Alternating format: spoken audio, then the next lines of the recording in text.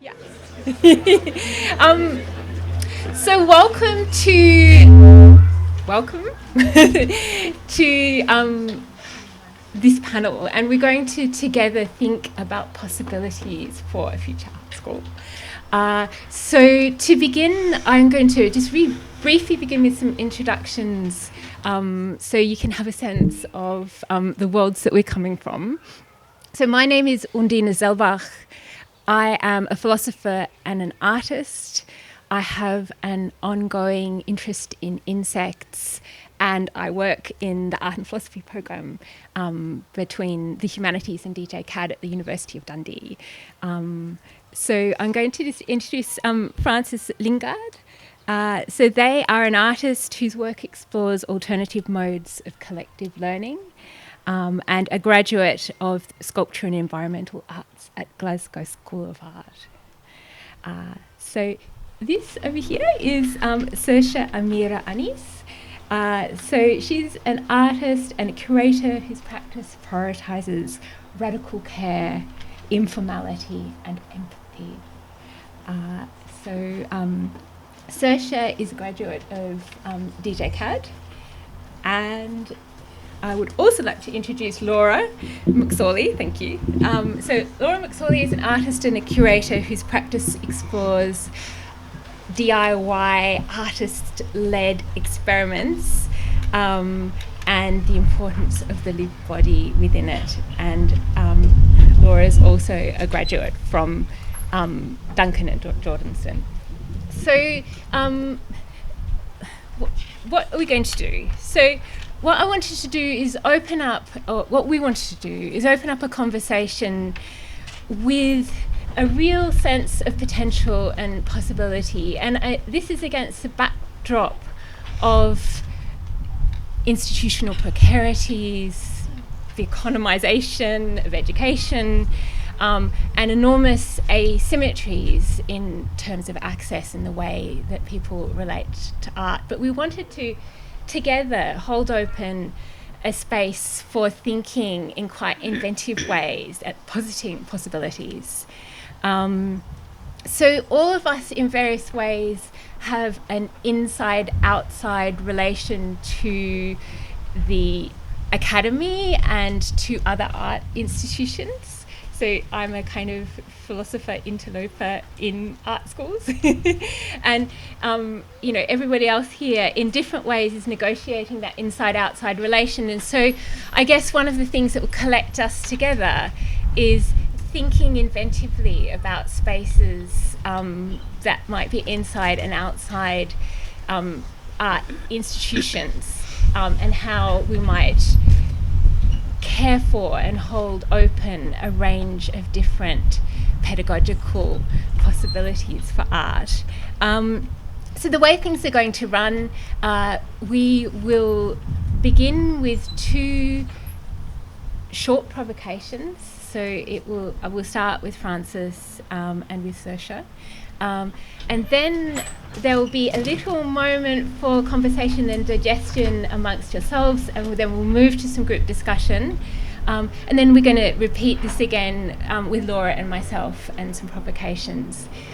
So the hope is to cut between registers of thinking and discussion and feeling, and kind of move between these even when they're a bit discordant. And there'll be lots of time for everything to spill out into lunch as well, with more thoughts. So I will now invite Francis to begin. Hello. Right, I'm going to present a collage that I've titled The Peer-to-Peer Art School. It's on here, but I realise it's probably not massively clear, so I'll do my best to describe each image as we go along for people that can't view the screen. So these are internet scraps that I've kind of pulled and repurposed. They don't necessarily have an order. So none of what I'm about to read out is fully my own words. I've pulled bits from articles and others' writings. The authors are actually underneath each image, but again, I'll describe the image itself. But if there's any authors, I hope you can see it. If not, I can send this image around kind of after. So I'm going to start off with image 1, which is two children in like a it's a still, it's two children talking to each other, and at the bottom it says, yes, I think we should abolish town hall. A 3-week undirected workshop in which children have to imagine and organise life from scratch on a desert island. In the end, we hear the children chant, "No king, we want to be free," against one of their number who has proclaimed himself king. 2 participants ask, shall we abolish the town hall too, in order to be completely free? Or is it the town hall that allows us to be free? The conclusion the children reach is to first dethrone the king, then abolish the town hall, and from there resolve everything in assembly. The second image is a pixelated image displaying centralized, decentralized, and distributed computing network structures with a focus on the latter. And then we move to a little drawing of a node that I tried to draw, which didn't go very well. A node in my distributed network has control and ownership over the information it shares with others. 3. This is some screenshots from different open source libraries. You've got Monoscope, you've got the non-existent ARG, etc. The other thing that I was thinking about was the moving image sharing site, Karagara. As part of the way the site is built, you get the opportunity to download more if you share, but you also get the opportunity to download more if you contribute in different ways. One of the forms of contribution is not just uploading specific file sets, but also uploading translations.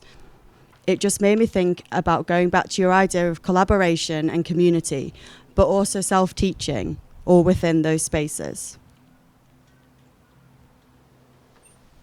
4 is an image by the artist Hyun Choi called Interdependence, made in 2016, and it shows 2 people kind of reaching for each other in black and white. I teach because I want to be a student. 5 is a picture taken that shows like a table with writing on it, and you've got some microphones on there, and it's taken from the School of Echoes by a group called Ultra Red. A school for listening to echoes, echoes of each other's expressions, a place for listening and inquiring, a place for instigating cycles of analysis and reflection. When carrying this out together, it makes for a kind of intimacy that nurtures further collective processes. 6 is a screenshot from the site Dark Study. It says Dark Study, and under it, it says Dark Study is not a pure space. As teachers, we uphold the mess and contradictions of our own relationships to knowledge, form, canon, and discipline. 7 shows like a presentation, and on the back of the presentation, it says code with a line through it, and then it says code of conduct. A code of conduct, but created by everyone involved and constantly revised and revisited. It needs to mutate and shift.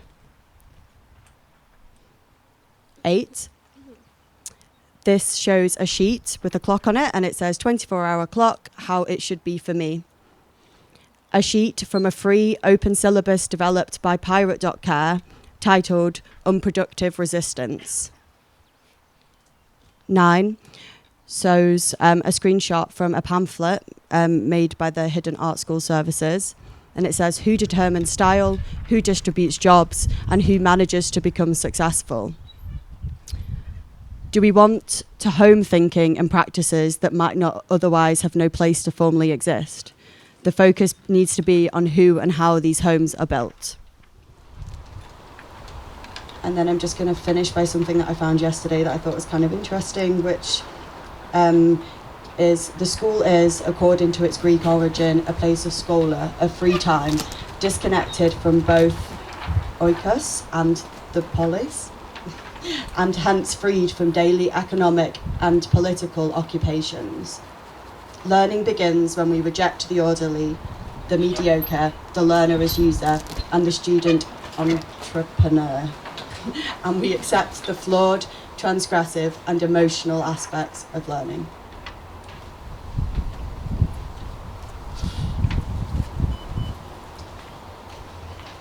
Hello. Sorry, my hay fever is terrible. I might sniff and cough. I have written a series of haiku, sort of reflecting on my experience at DJ CAD and also out with DJ CAD and I guess my visions for the future. Expanded thinking requires expanded space and a warm embrace. I should say some of these are really bad, but that's like the fun of it. Informality would be a vital part of my future art school. An unbearably white institution will not nurture its students. Without nurturing, you simply stroke your ego and then close the doors. The depth of my love for the people I've met here holds me so tightly. I mainly learned things when the studio turned to pub, turned to warm embrace. Warm embrace feels important. It's repeated. Does person-centered pedagogy of sharing sound cool or wanky? We would go swimming in our shared thoughts and maybe also in the sea. Making connections that outweigh the sense of dread. That is the dream, right? The future is full of learning which can comfort and soothe our soft souls. That's it.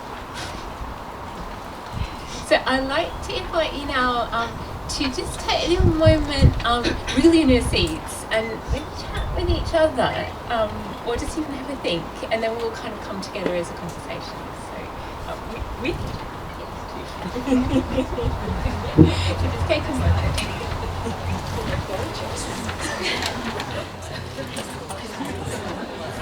Shall we all have a conversation together now? So it's very open what form this might take.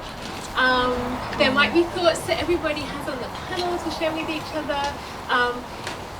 You might have questions that you want to bring, but also maybe kind of provocations and thoughts of your own. So let's see what happens. So I think I would like to know if Saoirse's pedagogy haiku, does that sound wanky or does that sound cool?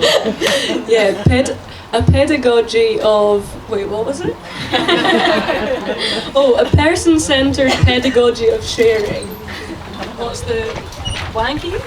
Cool? What do we think? I'm gonna go wanky from the sounds. I'm gonna guess wanky. I guess I liked what the bit that you said, Francis. I'm not sure I missed what you said. I missed where it came from. The thing that mentioned intimacy that nurtures further connections. Yeah, could you? Where was that? You said that. That was intimacy that nurtures further connections. Yeah, I think that was from a lot of I draw a lot of influence from this group that's run by this artist called Tyne Choi that is in America and Seoul, and it's called the distributed web of care, and it looks at how to, so I'm coming from more of a how to teach technology accessibly, but I think it translates across, and a lot of what they talk about there is teaching through intimacy and the kind of not knowing of when you he talks a lot about how he still doesn't really know how to code, and he learns how to code through his students, and I think there's something nice about that with art education as well, because you're never gonna complete it, are you? As in it's a constant process of mutual learning, like that. And also intimacy of just being around your mates when you are in that process. I think a lot comes from gossip, but by gossip I don't mean, but talking and sharing and moving around of information in that kind of way as well. Venting. Yeah. Yeah, I think that I really like this idea of learning with the people that you might be teaching, that even if you're in this position of kind of I was going to say pedagogical authority. I've never used the word pedagogy or pedagogical in my life. We're laughing before about the number of D's and G's in that word. I just learned how to say it this week. My friend gave me some speech therapy. Yeah, if you're in this sort of position of pedagogical power, I guess, that kind of like leveling out of the hierarchy by just that sort of admission of I still have lots to learn, that even without the sort of explicit saying of that, I think just sort of an awareness that even if you're teaching someone something, you're very likely to be able to learn something from that person as well, that there's never a point where you can teach something from having completed all art. And that's what, because I pulled this bit that was like, as teachers we uphold the mess and contradictions in our own relationships to knowledge, form, canon and discipline. I pulled that from the Dark Study Manifesto, which is like a group that started during the pandemic. Again, looking at, it's like almost like a online art school, but I think it has physical forms as well. And that just like interested me how they're writing it into the kind of the conduct of the space itself as well, like that this will happen. It's nice. I don't think I experienced so much of like a hierarchy when I was within education, but more just like the institution imbued that upon the tutors themselves. Yeah, I'm just wondering, like, where is the room in, I guess, the current model for intimacy? Like, I don't feel like that is something that exists in the current model. Maybe that's like part of the new vision, is to make room for, I guess, an intimate teaching. Or like, Do you think that there's also like the kind of conjunction of intimacy and living with error, you know, because there's something about intimacy where you just little errors, little slips, little undoings are part of intimacy. Like they sort of become evident. I guess that's where like fondness and like that kind of excitement comes in when you actually get to know a person and you know their flaws make them accessible. Or like teaching shouldn't have to be perfect. Maybe it should be allowed to be flawed. Yeah, it's sort of like the comfort that comes from sharing vulnerabilities with each other. But then what about like boundaries within that though? Because obviously like I think, I don't know, I always put myself in my tutors, maybe like look from my tutor's perspective, and I was like, they're almost, because of a lot of the nature of like people's practices being almost like an extension of themselves, having to do a lot of work in that way as well, like having to do a lot of almost like emotional labour that might not be so recognised institutionally. It's really important kind of thing. I guess then the ideal would be that it would be possible to have those personal conversations without it being labour, like how to connect and discuss emotional things with, you know, students who I guess there maybe in situations has to be a necessary kind of professional boundary, but how can you explore that and nurture that whilst not Being the affect factory. yeah Maybe that's just like the hierarchy of tutor-student. Like if you know you've got alternative models, like I guess thinking like School of the Damned, it's like a co-learning environment. We learn from each other. It's an equal playing field every time you get together. Like maybe that's where it's the hierarchy that's the problem. Yeah, because without that hierarchy, even if there is emotional labour, it's two-way. It's something that's sort of reciprocated.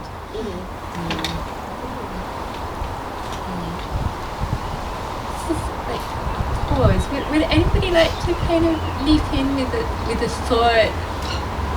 Yeah, I just wondered what your thoughts are in art education specifically. It's the umbilical cord. Like with some Scandinavian countries, they don't have graded assessments. There's no, examinations, and it was really just about nurturing people to become artists or whatever they'd like to become. What are your thoughts about and the difference that would make between the hierarchy of tutor-student? Any thoughts? I think Oh, sorry. Yes, just about well, within the UK, for example, we have to assess students, or tutors have to assess students, and how different the educational experience would be if we didn't have to do that. If it could just be about nurturing the students. I think abolishing grading systems would be a great vision for the future. I think it would remove a lot of the anxieties, like artistic anxieties around success and what is deemed good and bad, because really like all art should be good or is good. So I think people would be a lot freer to explore their interests if they weren't worrying about what their tutor thought about what they were doing. That person who's got a very like biased point of view as well, I think that's also a big part of grading, and who's in that room. yeah, it seems kind of sorry.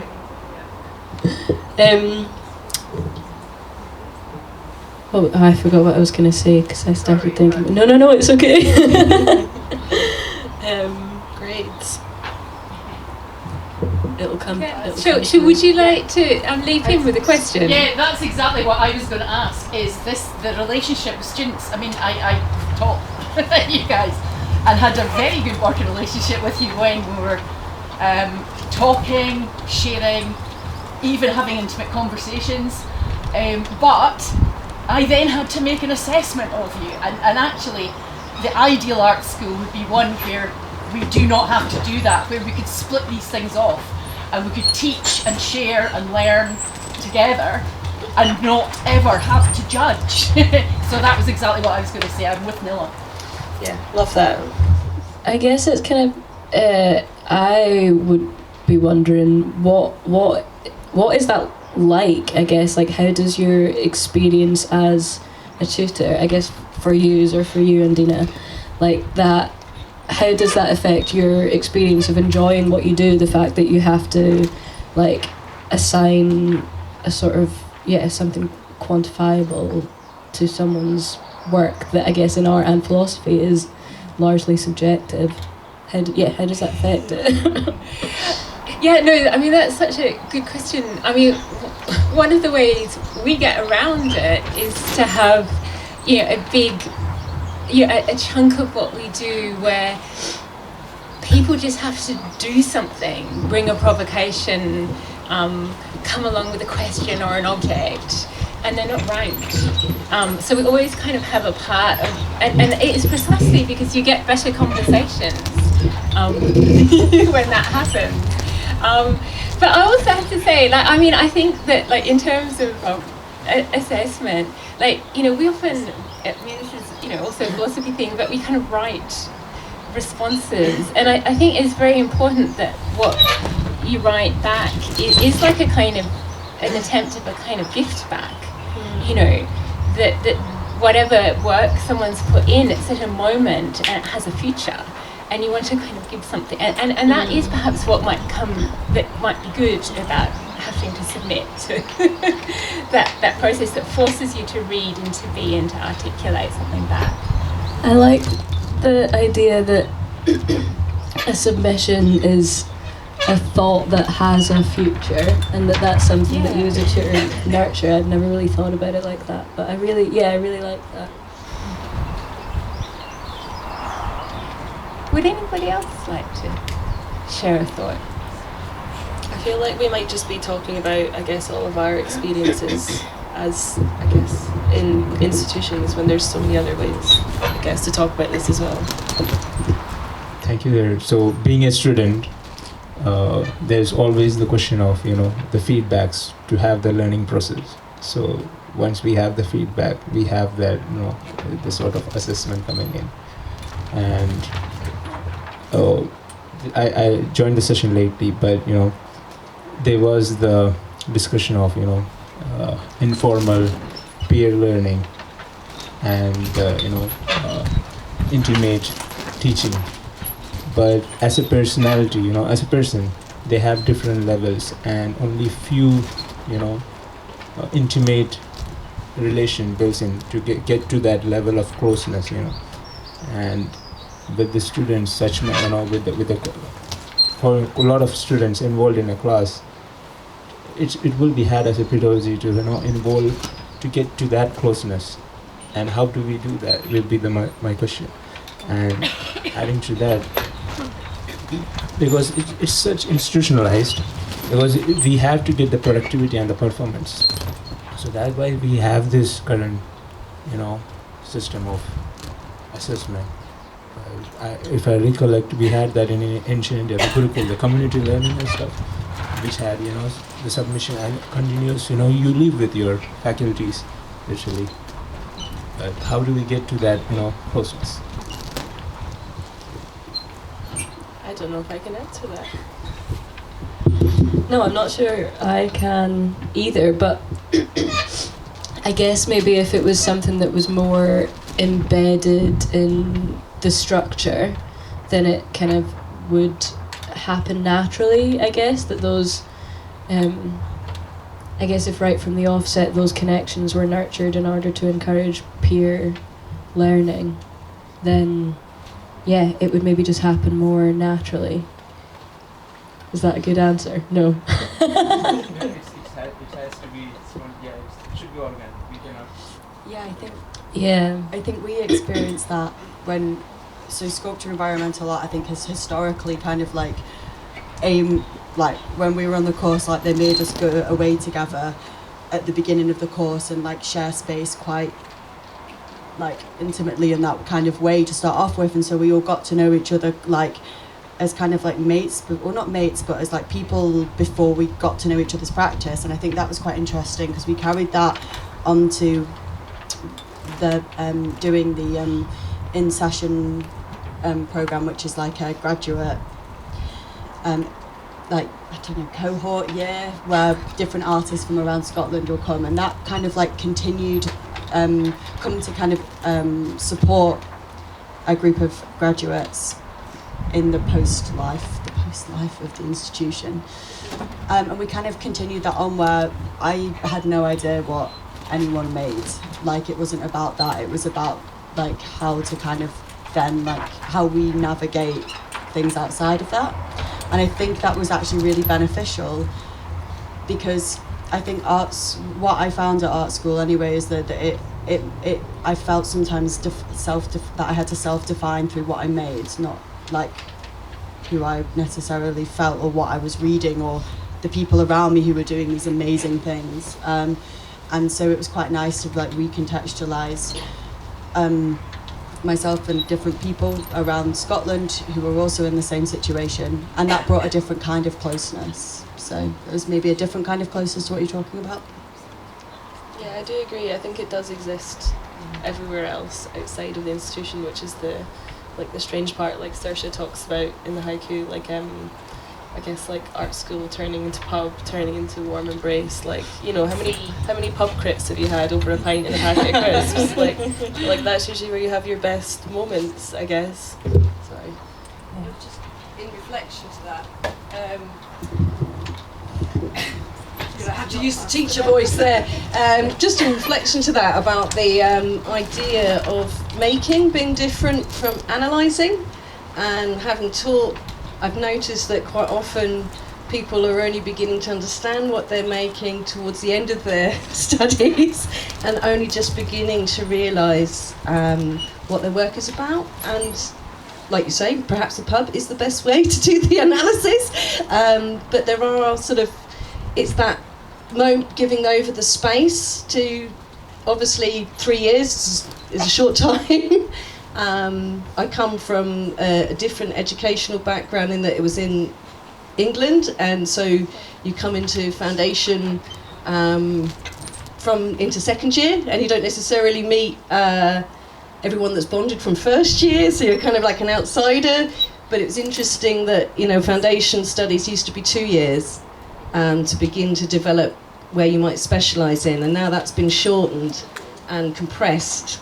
And is that happening to a lot of courses, that they're getting condensed in that way that doesn't give the time to have those two separate things, that they are separate things to do. Making is one thing and creating is one thing, and analysing, perhaps they're not the same thing. And need different spaces. Mindful of time.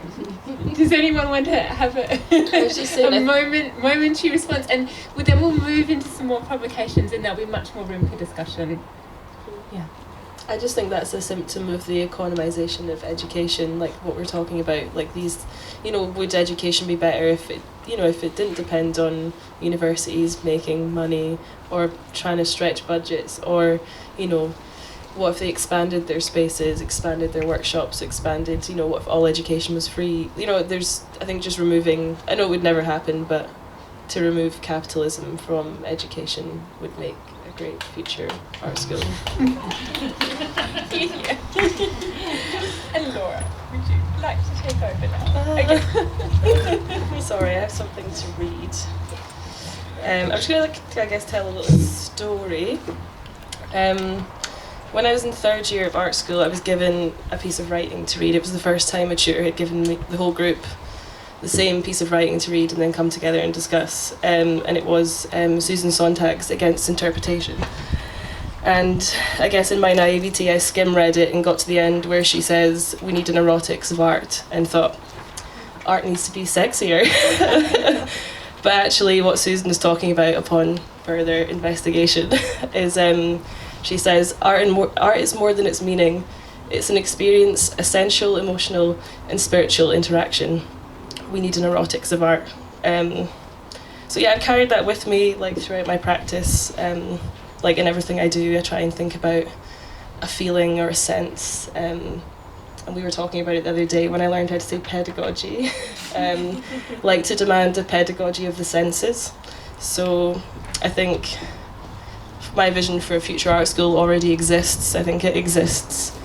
It can be heard, felt, tasted, smelled in car parks, vending machines, the pub, sitting on stoops, in closes, at dinner tables, at the park, in the sea, over a cup of tea. It exists in all of the interactions we have, and it exists through the generosity of the people we surround ourselves with and the people in the institutions and outside of institutions around us. I think this learning, for me, my future art school would be a learning that is led by joy, affection, community.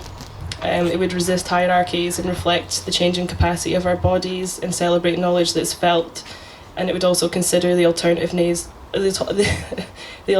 ways which knowledge can be consumed.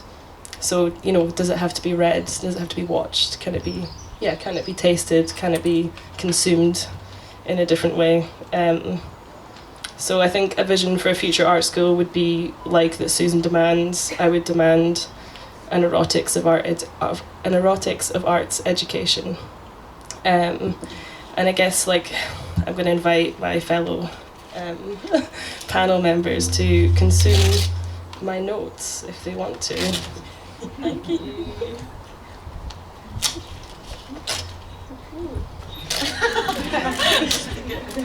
Oh, nice sound. It tastes like Holy Communion. It's not cute. I'm actually really enjoying it. I'm quite hungry, we're running a little over time. Yeah. Alright, do you mind if I have just one more piece before I start? Oh, yeah. Thank you. Me and Rona ate this for dinner last night while we were installing.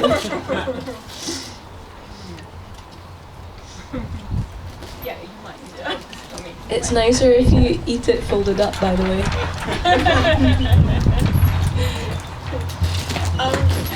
Alright, so my provocation for a future art school is to consider some of the simple single-cell organisms that are with us and that we might consider in the art room.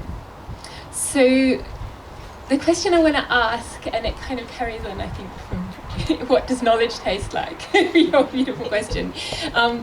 What might happen to our familiar ways of gathering, of looking, of listening, of feeling and of knowing if we were to feel the pull of microscopic creatures and their own rhythms and reductions?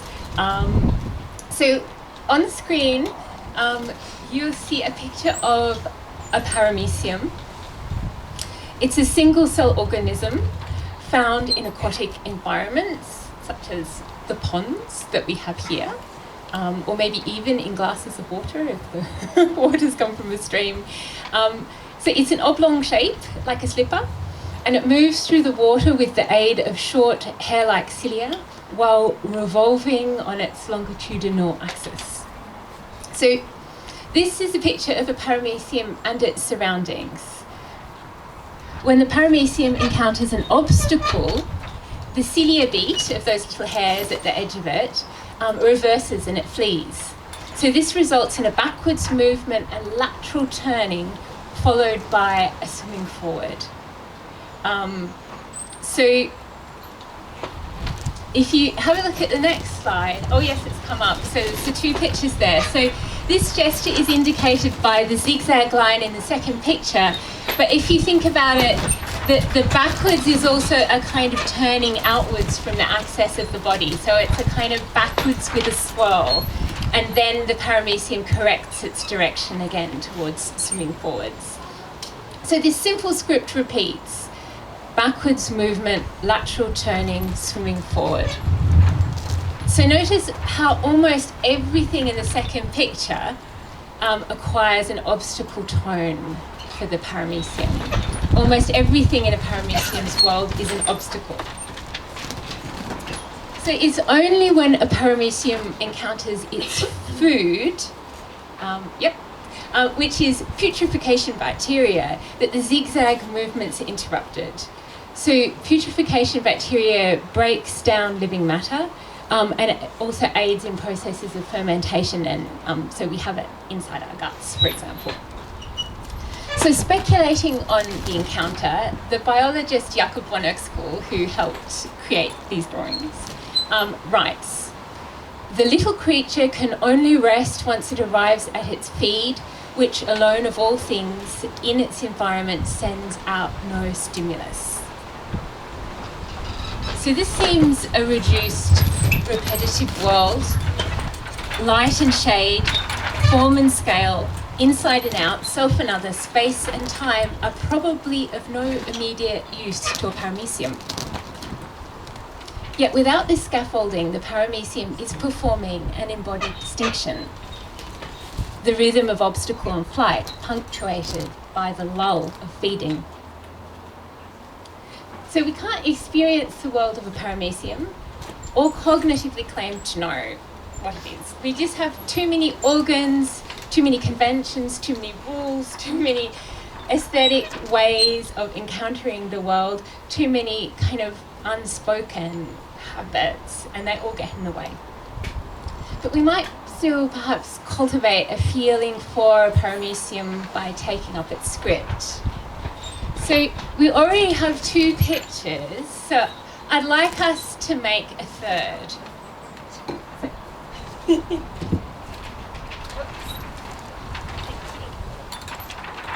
get the microphone. That's good. Okay. So everybody just begin and look towards the screen. I know that there's lots of reflections there, so you might have to kind of look through. But I want you to notice that almost from anywhere in the room, and you might have to kind of use your imagination here a little bit, but you can kind of try and trace and follow the movements of the paramecium in the picture. So these are kind of like this zigzag line. And if the zigzag line is now removed, and for those of us who can't even see the screen, you have to imagine the kind of disappearing of the zigzag line, then you might also potentially trace a kind of path of your own between the obstacles that the paramecium encounters with your mind's eye. So in a moment we're going to draw the paramecium together. So to prepare, you're going to need to pick an obstacle. So either if you've got a good view of the screen, you might want to choose an obstacle inside the picture. But keeping in mind that for a paramecium, almost anything is an obstacle, you could choose to abandon the screen and the page entirely. So you're also going to need a drawing instrument. So if you have come along today prepared with sketchbook and pencil, that's really lovely, but there's no need for specialist equipment. Okay? So a hand, an elbow, foot or a toe, a twig, your torso, or even your mind's eye will do. Okay. So I just want, while I'm chatting, you can kind of move around a little bit, and I want you to experiment and see how you can find your drawing instrument. And while you're doing that, also locate an object in the space around you or in the drawing that will be your starting point, and try and start to experiment a little bit with your drawing style. So, good. Now, you might want to collaborate with your neighbour a little bit. You don't have to stay in your seat. You can get up and move around. I'm just going to give you a little moment to locate your obstacles and experiment with your zigzag drawing paramecium style.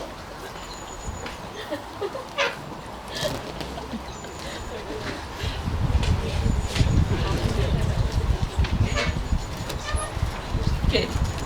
Okay, so just keep on experimenting while I'm talking. So in order to kind of try and keep this cacophonous drawing of the paramecium in concert, I'm going to repeat some simple instructions.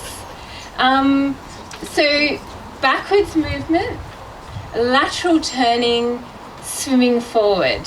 Okay? So backwards movement, lateral turning, swimming forwards. So I want you to kind of find a way to draw the paramecium and its trajectory. Okay, so I'll start repeating this in a minute. And so if you would like your drawing to have an acoustic dimension, you can join in the chant with me, or you could also find another way to make zigzag sounds. So I leave it completely up to you. When the picture, thank you, flashes to food, I'll say lull. So we only have a few more moments to go. And then we'll stop for absorption, decomposition, and fermentation. All right. So let's start. Everybody, please focus on your first obstacle. Backwards movement, lateral turning, swimming forwards. Backwards movement, lateral turning, swimming forwards. Backwards movement, lateral turning, swimming forwards. Backwards movement, lateral turning, swimming forwards. Backwards movement, lateral turning, swimming forwards. Backwards movement, lateral turning, swimming forwards. Lull.